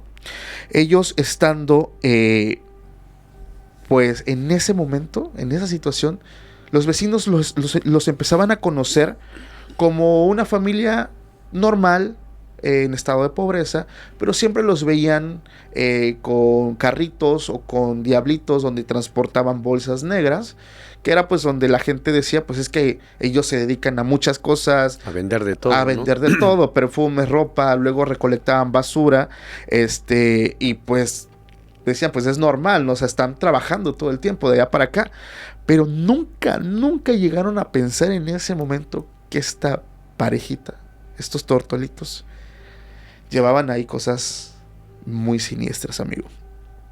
Te voy a hablar de lo que sucede, porque esta pareja, para mí, y te lo vuelvo a repetir porque es un título muy fuerte, es la pareja más siniestra. Ellos operaban de una forma bastante peculiar, ya que el primer contacto era Patricia. Uh-huh. Al ser mujer, pues tenía, ¿no?, esta parte de más confianza con otras mujeres, quien tenía esta parte de las ventas y buscaba y convencía pues a las mujeres a ir a su casa. Hay una parte, híjole, y está escrito en la investigación, el mote del monstruo de Ecatepec. Te voy a contar lo que él hacía. Voy a cuidar mucho las palabras porque sí es algo fuerte. Él lo que hacía con sus víctimas es que una vez que Patricia las llevaba a su casa, él estaba en el lugar. Aparecía, primero las profanaba, abusaba de ellas. Después de esto, las mandaba al otro mundo con una herida en su cuello. Ok. Y después, él o su esposa Patricia, el cuerpo en muchos pedacitos, y buscaban ocultarlo. Y lo peor es que se llegaron a alimentar ¿A comer? de sus víctimas. Eso está, híjole, hermano, eso ya es otro nivel de maldad. Ya hablamos de que lo peor de eso, y esto hablándolo con personas que en su momento investigaron este caso, Juan Carlos ocupaba algunos corazones para ofrendarlos a la Santa Muerte, y una persona que se dedica a la religión, a la santería, decía que también comercializaba partes, huesos, para prácticas oscuras, para ritualizarlos. Y él buscaba de alguna forma también conseguir un ingreso, pues básicamente a costa de todo lo que hacía. Esto es un poco de lo que Juan Carlos y su esposa hacían. Era una bestia, ¿eh? Era una bestia. Lo peor es que este hombre llegó a practicar también necrofilia con varios en su propia casa. Me atrevo a decir que esa línea que hace rato nos platicabas Sí, llegó hasta abajo, sí. pero hasta abajo. Fíjate, te voy a decir algo. Bueno, todavía como que cuidaba la parte de voy a hacer esto. ¿Sabes qué? Patty, mi amor, llévate a los niños al parque. Déjame unas horas en la Porque casa. tenía 4 hijos. Tenía cuatro Claro, hijos. claro. Tenía 4 hijos. Y con ninguno de sus hijos ni con su esposa. Pero, espérate, hay un punto importante. Antes de llegar a este punto, lo pensó también con su esposa. O sea, pensó dañarla. Pensó dañarla. Pero no lo hizo porque simplemente, en palabras de él, me caía bien. No tanto el amor, no, me caía bien. Cuando este caso sale a la luz, amigo, se elaboró un perfil psicológico de esas personas porque es interesante conocer qué pasa en la mente de estos criminales. Hay 2 cosas importantes muy siniestras, ya que Juan Carlos confesó que aproximadamente cada 3 meses, esto, escúchenlo, para mí ya toca el tema paranormal. Ok. Cada 3 meses, Ajá. él sentía la necesidad de beber sangre humana. Cada 3 meses sentía esa necesidad. Y Patricia, su pareja, muchas veces le sugirió que se cortara sus propios dedos y bebiera de su propia sangre, ya que al parecer esto también la llegaba a incomodar a un grado fuerte a ella. Obviamente la atemorizaba mucho. Él llegó a decir también que realizaba estos crímenes por su necesidad de beber, pero él tenía episodios también de dolor de cabeza y que ningún farmacéutico calmaba ese dolor Más que las... humana. Tenía que acabar con alguien para poder calmar tantas cosas que pasaban en su cabeza. Era raro porque pasaban tantas cosas en su cabeza cuando él perdía el control, porque a testimonio de los vecinos y cuando se hace la investigación, él era una persona bastante buena, aparentemente. Normal, digamos. Normal. Es importante, digo, aquí podemos hablar paranormalmente de una posesión. Pero para los profesionales, obviamente, Carlos sufre de un trastorno de personalidad. Entonces, en este punto, él siendo una persona, era un hombre atento, un hombre bastante bueno, buen padre, trabajador, todo el tiempo lo veían jalando de acá para allá, ofreciendo perfumes, etcétera, etcétera. Uh-huh. Pero el otro lado, el lado oscuro, era un y ritualizaba, y me atrevo a decir, probablemente, no sé, una persona que rendía culto a entidades malignas y ofrecía también partes humanas como el corazón. Entonces es interesante porque aquí entran estas dos posturas, la profesional, la ciencia y el lado paranormal, porque esta persona mostraba signos reales de una persona que tenía algún tipo de influencia demoníaca dentro de él. Lo extraño es que estando tras las rejas, él mencionó que su único error fue haberlo hecho con mujeres que vivían cerca de su hogar, ya que si él lo hubiera hecho de otra forma, no hubiera pasado eso, y que si él llegase a salir, lo podría volver a hacer sin problemas. Sea, no se arrepiente, no se arrepintió de nada. No hay arrepentimiento absoluto de nada. Por su parte, Patricia, pues se comprobó lo que mencionamos en un principio, que ya tenía este tema o esta casi discapacidad, que por lo mismo llegó a ser tan influenciable por él.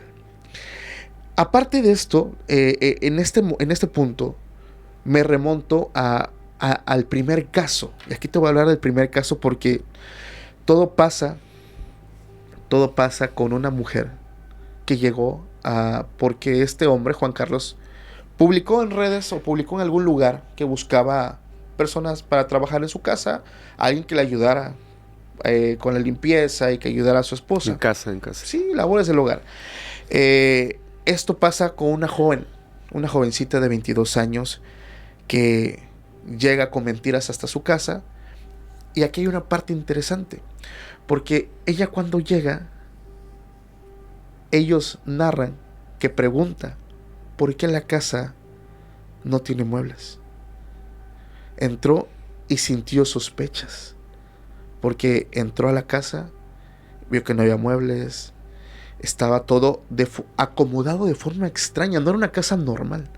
Eso empezó a generar inseguridad en ella. Aún en ese punto ella podía escapar, pero vio a Patricia, que estaba embarazada. Le generó confianza. Y dijo, bueno, sí, tiene niños, sí está embarazada, sí ocupa ayuda, su esposo está trabajando. Bueno, cayó la mentira. Cuando hay un punto donde le dice, mira, ve ese cuarto, ahí hay ropa, entra, la vas a lavar. Ella entra al cuarto y aparece Juan Carlos atrás de ella. Y es donde le dice, tú no vas a salir de aquí. Procede a golpearla. Son estas cosas: abusar de ella, la profana, le pide a su esposa que se retire, que se vaya, y termina de hacer todo lo que ya te he narrado. Esta primera víctima, amigo, Patricia, entra en conflicto con él y le dice, te voy a dejar, te voy a demandar. Y él le dice, no seas estúpida. Si tú vas y lo haces, te vienes conmigo. Claro, yo era cómplice. Eres cómplice de mí. Tú sabes si vas y nos encierran a los dos. Y esto de cierta forma generó inseguridades, esta necesidad de apego a él, y empezó a cooperar. En estos casos, este hombre, aparte de que abusaba de mujeres, practicaban. Su esposa se empezó a sumar al abuso a estas mujeres. Los dos en algún punto abusaban de sus víctimas. Y empezaron ellos al menos con esta primera víctima, se empieza después de que termina todo. ¿Cómo puedo mencionar la palabra? No sé si lo puedo decir. Y si no, ahí me lo vipeas. Parten en pedazos el cuerpo. Sí. Y lo empiezan a ocultar. Primero en el patio, en partes de su casa, en macetas, en ladrillos. Y empezó. La primera víctima es el parteaguas para seguir adelante. Para salir adelante. Patricia se encargaba de cortar los restos, amigo, de las mujeres. Cocinarlas. La primera víctima la cocinó y esa noche los dos cenaron. Le pidió a su esposa, y está en declaración, que agarrara una parte del cuerpo, hiciera unos filetes y que llegara la hora de comer. La segunda víctima de estos monstruos fue una adolescente que se acercó a la casa de Patricia en busca de cubrir una adicción. Patricia le dijo que ya tenía sustancias y que le podía vender. Llega esta mujer en busca de saciar esa adicción y se topa con el mismo destino que la chica anterior. Exactamente lo mismo. En el 2015 cometieron lo que sería el tercer. Y aquí ellos invitaron a una vieja amistad que se toparon y le dijeron: oye, se cambiaron de casa, no avisaron. ¿Por qué no venimos a la nueva casa a celebrar? Te invitamos, ven. Y en ese caso fue... Era una conocida de ellos. Era una conocida de ellos. Okay. Y en ese caso se repite lo mismo, pero aquí la investigación marca que ahí los dos abusaron de ella. Ya ella... O sea, ya se involucró totalmente al 100%, en los crímenes. Al 100%. Su cuarta y quinta víctima fue una mujer y su hija de 10 años que también fueron a esa casa engañados con la promesa de que iban a recibir ropa. Porque ellos se las daban de dadivosos y decían: si ocupas ropa, te regalamos ropa, tenemos ropa que los niños están dejando. Desgraciadamente esta mujer y su pequeña pues llegan y tienen el mismo destino. No.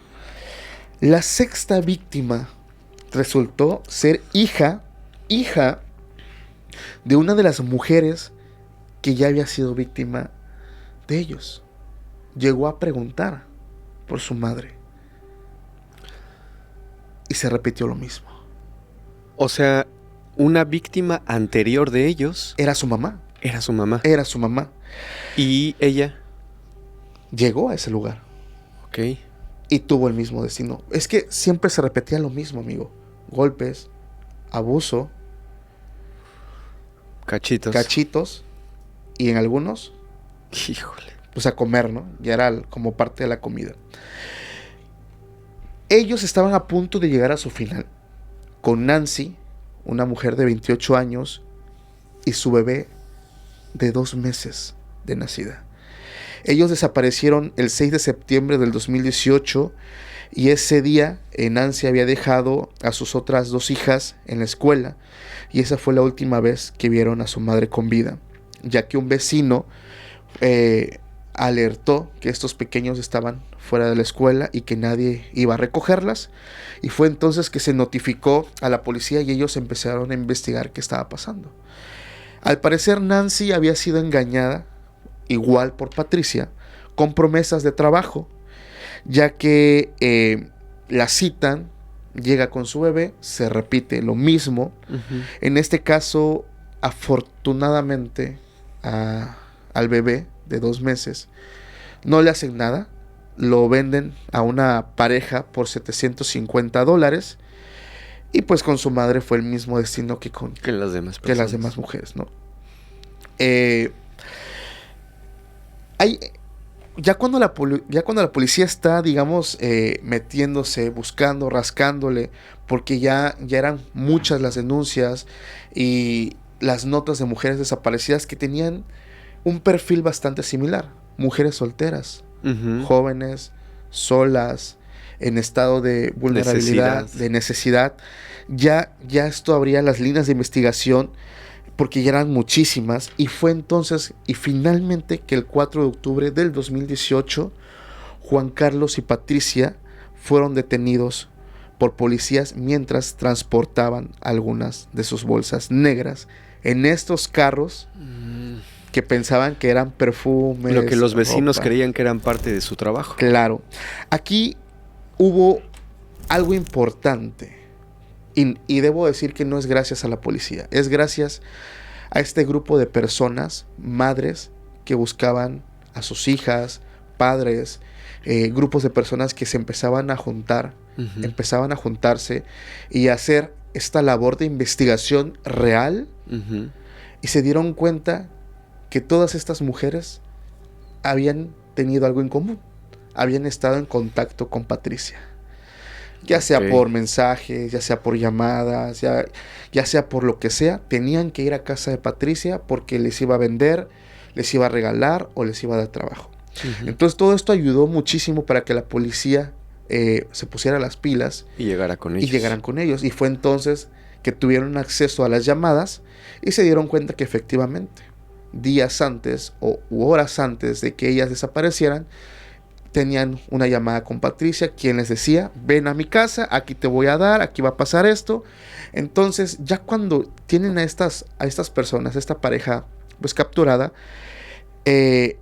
empieza la búsqueda, empieza el cateo, empieza la investigación, y la policía encontró en su casa incluso las bolsas que ellos, cuando fueron arrestados, ellos llevaban unas bolsas.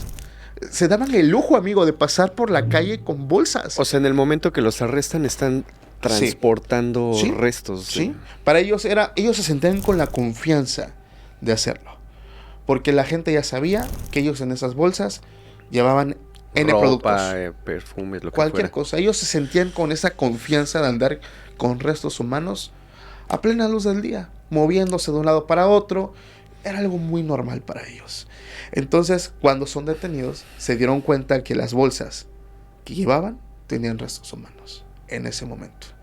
Y fue el 10 de octubre del 2018 que llamó la atención de los medios, porque esa fecha se filtró un interrogatorio a Juan Carlos. De hecho, ese interrogatorio está en redes. Quien busque... O sea, ¿está el video? Está el video.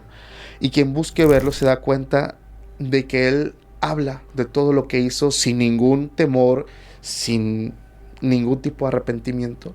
Y eso preocupó mucho a las autoridades, porque decían que si algo salía mal en esa filtración, podía ser algún tipo de motivo para que Juan Carlos y Patricia no tuvieran el castigo que ellos merecían, o poderlo ocupar a favor, porque no tenía por qué filtrarse ese video. Me parece de lo más tonto, ¿no? Demasiado. O sea, ves todos los que estas personas cometieron. Sí. Pero si las expones tantito, probablemente salgan libres. O sea, exactamente. Se me hace una tontería y es parte del proceso en cómo trabaja pues nuestras autoridades, desgraciadamente. Afortunadamente no fue el caso, amigo. Eso no influyó para que el castigo fuera menos severo. Porque después de casi un año de haber sido apresados, se les dictaminó su sentencia. Y fue el 1 de octubre del 2019 cuando su veredicto fue de 327 años de prisión por crímenes de 8 mujeres. Que les comprobaron seguramente. Comprobadas. Sí, digamos que no solamente fue la comprobación, fue la declaración, porque los restos todavía encontrados, es que había como un terreno baldío donde ellos iban y tiraban estos restos. La gente pues tiraba y pasaba la basura y decían, es que sí huele feo, pero va a ser un perro, un gato, el resto de un animal. Sí, algo que ya está ahí. Algo que ya estaba. Entonces, en ese punto ya era una peste en ese lugar. De hecho, esa foto está en Google. Pueden verlo porque Google, yo lo busqué, amigo, y está las coordenadas, poniendo las coordenadas, está el terreno y se ven bolsas negras, se ven bolsas de alimento de perro, que también eran lugares donde estas personas guardaban estos restos. Y está todo tal cual. O sea, es impresionante porque Google capturó el momento donde había O sea, sí, porque es por tiempo, ¿no? Sí, es por tiempo y está en las bolsas. Entonces, luego de esto, amigo, ya obviamente después de su captura y todo esto, viene algo más fuerte porque Juan Carlos admitió no haberlo hecho con 8, más de 20 mujeres. Obviamente, eso antes de Patricia. Incluso identificó a 2 de ellas dando sus nombres. Te voy a dar sus nombres, los voy a citar. Se trataba de Evelina Rojas, de 29 años, y Arlette Holguín, de 23 años, que gracias a los trabajos de rastrillaje que realizó la policía en los alrededores, en su casa, donde ellos estaban, en el terreno baldío, se encontraron 3.800 restos óseos que vendrían siendo alrededor por parte de 17 personas que yacían, ya sea debajo de su casa, en el terreno, en el patio, y en este terreno baldío, donde ellos iban y botaban esta cantidad de cosas. Al poco tiempo, también de su condena, se descubrió una tercera integrante. Y esta sale porque era la que participó en el tema de la venta del bebé. Y se trata de Carmela Hernández de la Cruz, quien trabajaba como partera. Y ella facilitó pues todo el tema del papeleo, todo. Del bebé que vendieron, ¿no? En $750. Es correcto.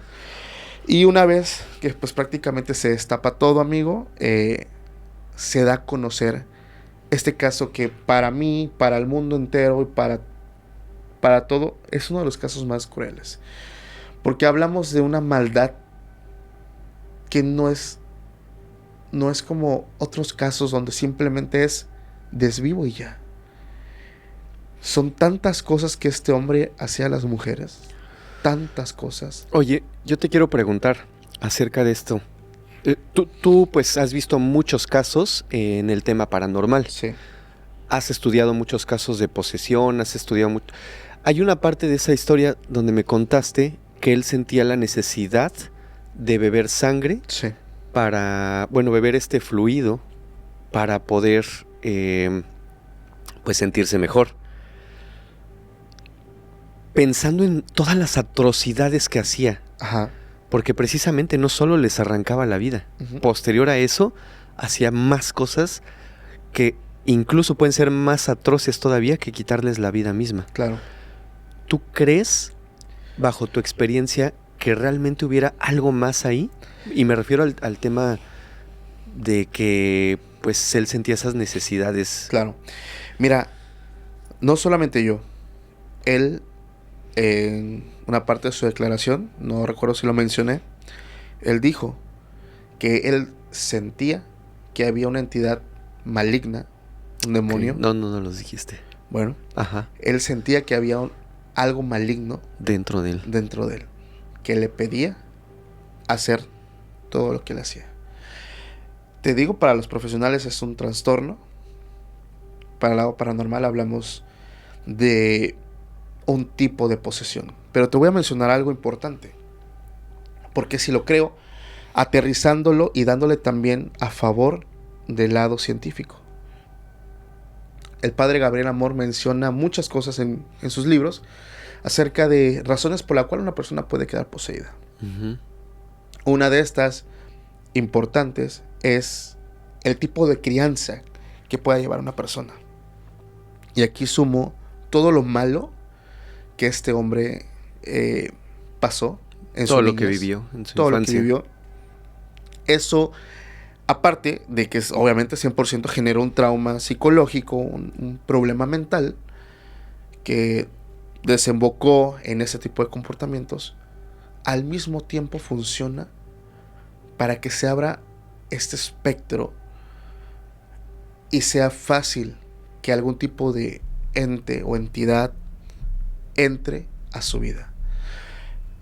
Hay este punto de vibraciones, frecuencias, ajá, algo que se menciona mucho popularmente en redes. Pero es cierto, amigo. Cuando una persona está vibrando de una forma tan baja, como en sentimientos de tristeza, nostalgia, culpa, rencor, odio, su nivel es tan bajo, que abre la puerta, porque es en ese momento cuando llegan ese tipo de espíritus y se pegan a las personas. Empiezan las influencias. Entonces, sí, obviamente hay un problema mental, pero todo tiene una causa y un efecto. La causa de todo esto también es que este tipo de entidades malignas se peguen a las personas y pasan que ellos escuchan estas voces. Es que no puedes dar crédito, no puedes de ninguna manera justificar o entender ni siquiera todo lo que hizo. Para nada. O sea, todo lo que hizo es atroz. Sí. O sea, le destrozó la vida terriblemente a muchísimas personas. Sí. Había crueldad, había hazaña, Sí. había maldad pura. Bueno, con sus 4 hijos no. Ni con su esposa, su pareja. Esa pequeña línea, esa pequeña Pequeñísima. parte que nunca cruzó. Sí. Digo, cometió muchos... Qué bueno que no le hizo nada a sus hijos, ¿no? O sea, ellos que... Desgraciadamente, amigo, volvemos al tema principal. Y suena fuerte, pero no todos son listos para ser padres. ¿Qué hubiera pasado si a él no lo agarran, no lo capturan y sus hijos crecen viendo todo eso? Pues repiten el patrón. Y de ser 2 pasarían a ser 6, Put. 4 más. No. Imagínate. Y ponle que esos 4, uno más por cada uno. 10. Y de esos 10, 20, 40, 80. La gente que difiere de mí analiza esa parte. Cómo se multiplica la maldad. Cómo muchas veces yo hablaba con unos amigos que son padres. Yo soy padre también. Tengo un niño de 3 años. Y a veces como padre, uno de los temores es: mi hijo va a entrar a la escuela. Yo conozco a mi hijo y sé que es un niño muy noble, un niño muy sensible. Se ha criado en base a un tipo de crianza bastante respetuosa. Y conozco a mi hijo, pero no conozco a otros niños. Su entorno. Mi hijo ha crecido en un ambiente familiar bastante tranquilo. Me atrevo a decir mucho mejor que el mío, porque esa es mi meta. Claro. Pero la preocupación que yo hablaba con esos amigos que también tienen un pequeño de la misma edad de mi niño, nos juntamos y ellos juegan, es: ¿qué va a pasar el día de mañana cuando ya nuestros pequeños tengan que ir a la escuela y se topen con alguien, que sí pasa muy seguido, que ha crecido en un tema familiar disfuncional, donde han visto violencia y tantas cosas, y ellos llegan a replicar lo mismo? Y desgraciadamente lo hacen con los niños que son más sanos, con los que tienen buenos valores, con los niños, ellos son. Y es algo triste, amigos, algo triste, y lo han dicho grandes youtubers, creadores de contenido, que no todos tienen el derecho de ser padres. Y son atacados brutalmente por la gente que romantiza el tema del amor, y no, si nos amamos, hay que... Claro que no. Claro que no. Ya países grandes, potencias mundiales, tienen un control de cuántos bebés nacen. Si una pareja es apta, se le hacen exámenes psicológicos, y aún así tienes un tanto límite. O sea, creo que sí está mal ser tan estrictos, pero la parte buena de eso es que están cuidando a qué clase de personas ellos van criando y generando una sociedad mejor. Suena algo difícil de entender, yo lo sé, no es fácil, porque, lo repito, crecemos mucho en el entorno de: voy a tener los hijos que Dios me dé. Es que, ¿sabes qué? Nosotros crecemos en una cultura donde, al menos aquí donde nosotros vivimos, el hombre puede tener, o bueno, la mujer, la pareja puede tener los hijos que quieran. Que Dios le dé. Los hijos que Dios te dé. Sí. No existe esa cultura de, ok, primero tengo la posibilidad de tener y mantener un hijo, porque sí, o sea, sí tienes la obligación de darle una buena vida a una personita que traes a este mundo. Y más allá de eso, tienes las aptitudes psicológicas para poder guiar la vida de una personita tan importante. Exacto. El caso de esta persona, su mamá lo maltrata, lo abusa, permite el abuso externo de la otra mujer que decías que era quien lo cuidaba. ¿De verdad tenía derecho a hacer todo esto con él? Obviamente no. No tenía el derecho y nadie lo frenó, nadie lo vio a tiempo, nadie lo supo. Me imagino que todo esto se sabe cuando él cuenta su vida de alguna manera, ya que, Claro. lo atrapan. Pero es un tema que es un tema tabú desde Sí. donde yo lo veo, y muchas personas solo se sienten con ese derecho de traer a alguien, pero yo creo que es bien importante analizar si estamos en el momento correcto, tanto Económicamente de verdad, tanto económicamente y mentalmente. tanto mentalmente, psicológicamente, Sí. si estamos en el momento correcto Claro. de traer a una personita Claro. tan importante a nuestras vidas, Sí. porque nosotros, como ya adultos, somos responsables Claro. de cuidarlos, de darles una buena vida Sí. y de guiarlos por el camino más adecuado Claro. para que crezcan siendo felices y personas responsables. Sí. Pero cuando te topas con este tipo de casos, No, amigo. es cuando dices, sí debería haber un estudio previo Sí. para ver si alguien es apto para Es apto. traer y cuidar a esa persona tan importante. Es que es un trabajo tan importante la crianza de un niño. O sea, de verdad mucha gente, jóvenes que están en la edad de la punzada, edad donde piensen que todo es amor y vas a comer amor y no importa si no tienes estabilidad económica, lo que No, sea. hermano, no. No es así. No. Te quiero comentar algo antes de terminar este episodio. No puedo decir su nombre, es una persona que conocí, una persona con diferente orientación, me atrevo a decir, conocido, amigo mío, Ujú. pero de repente lo notaba yo muy extraño, con un comportamiento un poquito raro. Y yo no tengo un problema en nada de eso, de que su orientación, eso a mí no me interesa, Claro. para nada. Y yo platicaba con él. Le digo, ¿qué onda, bro? Entonces entramos en la plática. Y le dije, ¿te puedo hacer una pregunta, bro? Yo notaba ciertos patrones en su comportamiento que no tienen nada que ver con su orientación sexual. Pero le decía, oye, bro, ¿tú tuviste algún tipo de trauma o algo por el estilo? Y se me queda mirando y dice, ¿por qué lo dices? Le digo, mira, es que de repente en tus cambios de humor eres muy extraño, le dije. Tienes momentos muy arrebatados. Conmigo no tuvo problemas como tal, pero yo lo sabía sobrellevar. Ujú. Y él entró en confianza. Híjole, fue muy triste porque se sinceró conmigo. Me dice, mira, mi mamá venía de tal lugar del norte del país, se quedó en Oaxaca, Ujú. y ahí conoció a mi papá, un señor de pueblo, y pues tienen hijos, entre ellos yo, que fui el último, y las amigas de mi mamá empezaron a criticar a mi mamá porque, te lo voy a decir en palabras vulgares, Ujú. parafraseándola, es, tú no mejoraste la raza, tú no mejoraste la raza, porque al ser una persona de tez blanca, hacia acá, ojitos de color, viniste a tener hijos con alguien, hablando despectivamente. Sí, claro. Yo soy de Oaxaca, hermano. Y las amigas de esta mujer así le decían, ¿cómo pudiste? ¿Cómo pudiste darles hijos a ese hombre? Y esto hizo que ella se fuera. Dejó a su marido ¿La afectó a ese grado? a ese grado, güey.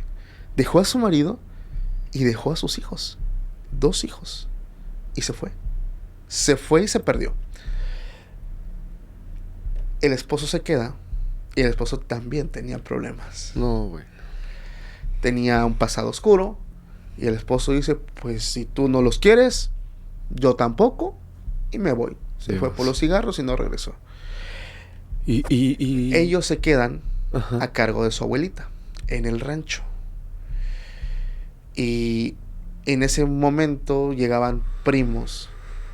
Y empezó, y es triste porque fue de los mismos primos, el maltrato, el bullying y el abuso sexual. Híjole, hermano, yo casi lloro porque yo noté su dolor en él cuando él me dijo, mi primo, estábamos en el cuarto y mi primo me dice, ven, a ver, acuéstate, vamos a jugar. Corte A, él tenía 5 años y su primo tenía 12. Y le dice, bájate el pantalón. Yo no sabía, dice Paco, yo. Y me dice, agáchate. Y de un momento a otro, dice, sentí un dolor tan fuerte. No. Viejo, terminé abrazando a ese chavo. Yo lo abracé porque cuando él me lo estaba contando, yo ya no lo veía a él. Yo veía al niño. A un niño, güey. Lloré, güey. Lloré y dije, su madre. Y suena cruel porque dices... Siento feo, bro. Cabrón, güey. Ves a un ángel, güey. Y dices, ¿qué necesidad había de que este pequeño pasara por todo esto, güey? ¿Qué necesidad, güey? Y le dije, bro, ¿me permites darte un abrazo, güey? Y se me queda mirando y digo, porfa, hermano. Y lo abracé, güey. Y dije, lamento mucho lo que pasaste, güey. Pero tú eres una buena persona. Le dije, tú eres una buena persona. Yo sé que tú has podido librar con todos tus demonios del pasado. Y sé que vas a ser un gran hombre, hermano. Lo estás haciendo. Pero no te dejes corromper por tu pasado. Me hice muy buen amigo de él. Hablamos mucho y me dijo, Paco, gracias. Gracias porque a nadie se lo había contado.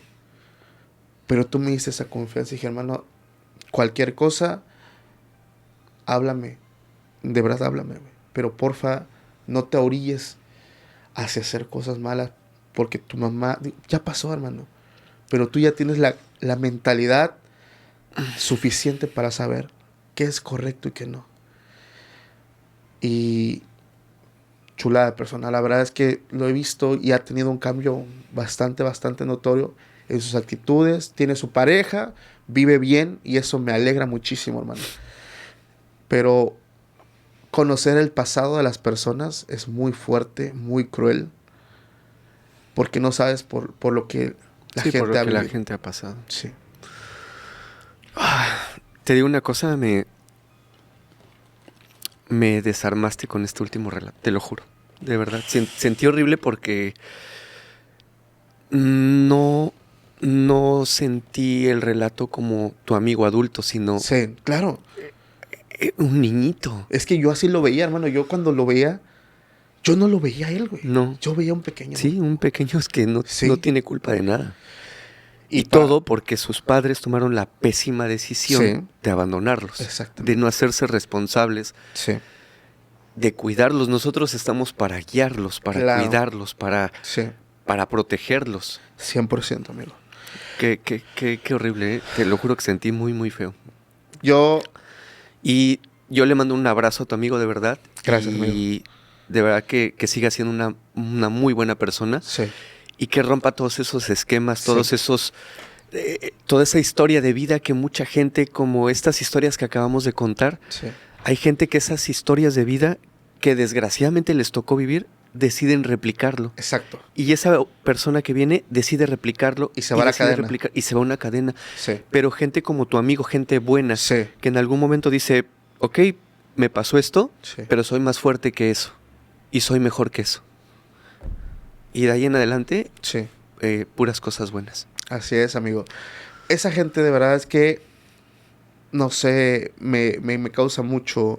Yo no juzgo a nadie, amigo. De verdad, me molestan muchas cosas que pueden pasar, como los casos que vimos hoy. Pero cuando conocemos el origen, no es justificar nada. No. Pero es ver el génesis de todo. No justificamos el origen, por supuesto, jamás. No. Pero entendemos un poco sí, de por qué las pésimas acciones de algunas personas es correcto. Pesan tanto en la vida de alguien que crecen personas como las dos historias que acabamos de contar. Así es, amigo. Que la más fuerte me pareció, por supuesto, la tuya, pero tenemos una gran responsabilidad tanto social como familiar de guiar nosotros como adultos a esas personas que van llegando aquí a este mundo y que esperan lo mejor. Así es. Tratemos de dárselos. 100%, amigos. Seamos buenas personas. Empecemos con ser buenas personas.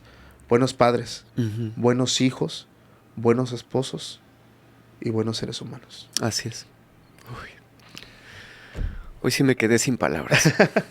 Muchas gracias. Gracias, Paco, por haber estado aquí, por compartirnos tanto la historia como una experiencia personal. Te lo agradezco de verdad mucho por venir y por darnos esa confianza. Gracias, amigo. Gracias a ti, a Fepo, a su equipo. Muchas gracias por la invitación. No, al contrario. Oye, antes de irnos, ¿nos compartes otra vez tus redes sociales? Claro que sí. Y dónde te encontramos, dónde te seguimos, todo. Perfecto, amigo. Gracias.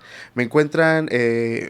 mi proyecto principal es Podcast Extra Anormal. Tenemos entrevistas a personas en el ámbito paranormal, brujería, relatos, historias, creepypastas. Tenemos nuestro podcast de comedia paranormal, digo, porque no esperen nada serio ahí. Se regalan sustos. Un Shot con Uri Díaz, un podcast de chisme llevado por un amigo mío, Uri. Y próximamente Historias Embrujadas, uno de los podcasts más fuertes, crudos en ámbitos de brujería, con Antonio Zamudio como host. Septiembre, esperen ese proyecto, buenísimo. Y pues, Fermex, una vez más, amigo, gracias. No, al contrario, Gracias vamos a estar al pendiente de todos esos proyectos nuevos. Gracias, amigo. Gracias por estar aquí. Un saludo a la audiencia.